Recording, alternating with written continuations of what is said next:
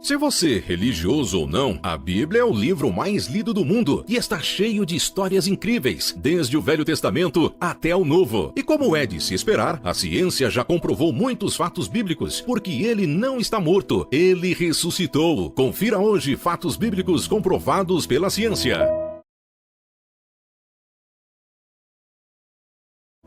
Física da Arca de Noé.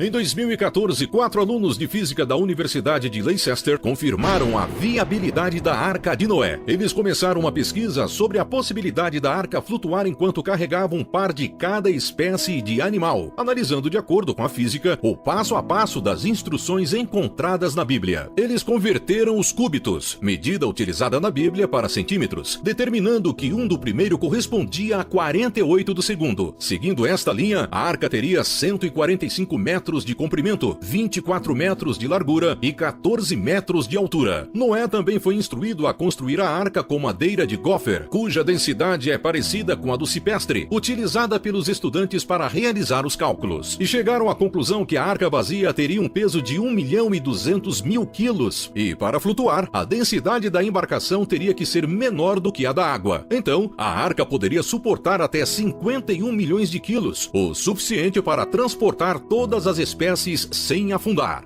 Reservatório de Siloé.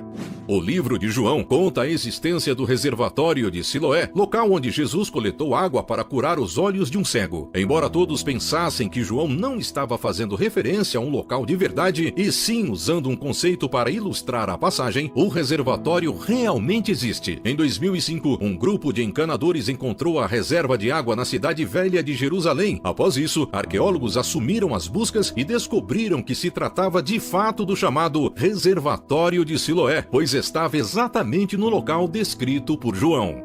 Parede do rei Salomão.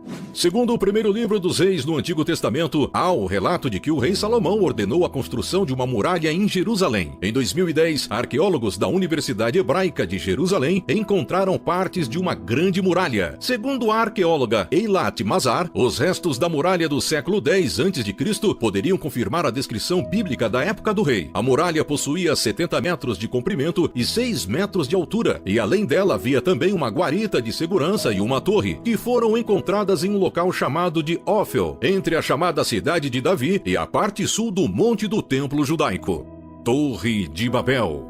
Em Gênesis 11, vemos a história da Torre de Babel, que foi construída pelos descendentes de Noé, que queriam eternizar seus nomes e também tinham intenção de alcançar os céus. Contudo, a atitude de soberba foi repreendida por Deus e, como castigo, confundiu-lhes as línguas faladas pela terra, sendo essa uma das explicações para as várias línguas faladas pelo mundo. Em um novo estudo sobre uma pedra encontrada na antiga Babilônia, atual Iraque, há cerca de um século, pode comprovar a existência da Torre de Babel. Segundo o professor da Universidade de Londres, Andrews George, no objeto encontrado, há um desenho de uma torre com degraus e uma pessoa segurando uma lança e usando um chapéu de cone. Abaixo, há um texto que diz Zigurate, que significa monumento em forma de pirâmide, ou Templo da Babilônia. A pedra do século VI a.C., para o especialista, mostra a primeira imagem real da Torre de Babel, evidenciando as 7 camadas da estrutura, além de identificar um homem por trás de sua construção, o imperador Nabucodonosor II. O objeto também revela detalhes da construção da estrutura e, mais importante, como Nabucodonosor a construiu. A história escrita na rocha é como a que está na Bíblia. Pôncio Pilatos. Pôncio Pilatos foi o governador romano que ordenou a morte de Jesus segundo o Evangelho. Em 1961, os arqueólogos liderados pelo Dr. Antônio Frova descobriram em Cesareia Marítima, uma cidade romana antiga ao longo da costa mediterrânea de Israel, um fragmento de pedra calcária na qual foi gravada uma inscrição com o nome de Pôncio Pilatos. A placa de 82 centímetros de largura e 68 centímetros de altura, que pode ser encontrada atualmente no Museu de Israel em Jerusalém, foi escrita em latim e colocada em uma das escadas do anfiteatro de Cesareia. A inscrição diz o seguinte: Pôncio Pilatos, prefeito da Judeia, dedicou ao povo de Cesareia um templo em honra a Tibério. A informação descrita coincide com o reinado do imperador Tibério entre os anos 14 e 37 d.C. e também com o cronograma bíblico descrito no Novo Testamento. Lucas, em seu evangelho, se referiu a Pilatos como o governador romano da Judeia durante o reinado de Tibério César. A Cidade da Primavera. A cidade da Primavera foi mencionada no livro de Samuel por ter sido conquistada pelo rei Davi e também foi o lugar onde Salomão foi ungido a rei. Após 20 anos de escavação, arqueólogos descobriram a cidade da Primavera em Israel. A cidade descoberta tem cerca de 3.800 anos. A escavação aconteceu na cidade de Davi, no Parque Nacional de Davi. A cidade da Primavera foi construída para salvar e proteger a água da cidade de inimigos que tentavam dominá-la. Protegida pela fonte de Gion, o local é descrito no livro bíblico de Reis. Lá, Salomão foi ungido rei pelo sacerdote Zadok, por ordem de seu pai Davi. A cidade da Primavera é a maior fortaleza cananeia que ainda resiste ao tempo. Os arqueólogos da Autoridade de Antiguidades de Israel acreditam também que é a maior fortaleza conhecida que existe antes do reinado de Herodes. Travessia do Mar Vermelho.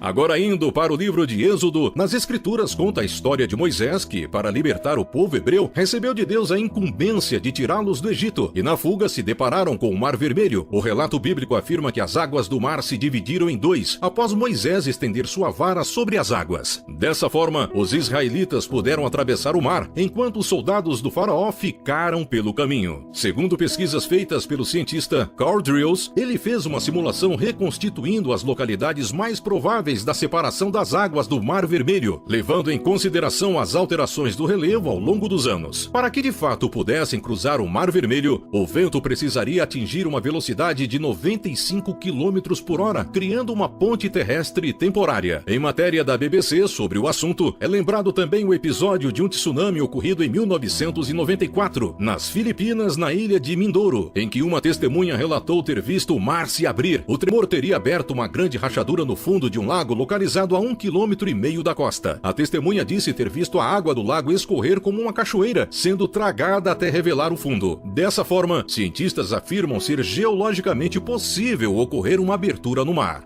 Agora uma curiosidade extra do nosso vídeo. Todo mundo sabe que Jesus morreu na cruz, mas uma coisa que pouca gente sabe é que toda cruz era feita sob medida para a pessoa que ia morrer nela. Antes de Jesus ser crucificado, ele foi colocado na de Barrabás para ser julgado pelo povo. Eles podiam escolher quem seria crucificado e escolheram libertar Barrabás, que era um assassino. E a palavra diz que quando Jesus foi crucificado, ele estava com um braço preso, e quando foram prender o outro, esticaram tanto que deslocaram o seu braço, porque a cruz era muito grande. Logo, não tinha sido feita sob medida para Jesus. Então, a cruz era de Barrabás. E a curiosidade fica ainda maior quando vemos o significado do nome de Barrabás. Barrabás significa filho do Abba, e Abba significa pai. E nós somos filhos do Abba, nós somos filhos do pai. Então, aquela cruz foi feita sob medida para mim e para você. Mas Jesus tomou a nossa cruz e morreu em nosso lugar para que um dia tivéssemos a salvação. Até nos detalhes da história tem a assinatura do amor de Jesus. Então, pegue sua cruz e siga-o. Se você gostou do vídeo, deixe seu like, se inscreva e ative o sininho para mais vídeos do tema. Deus o abençoe e até a próxima!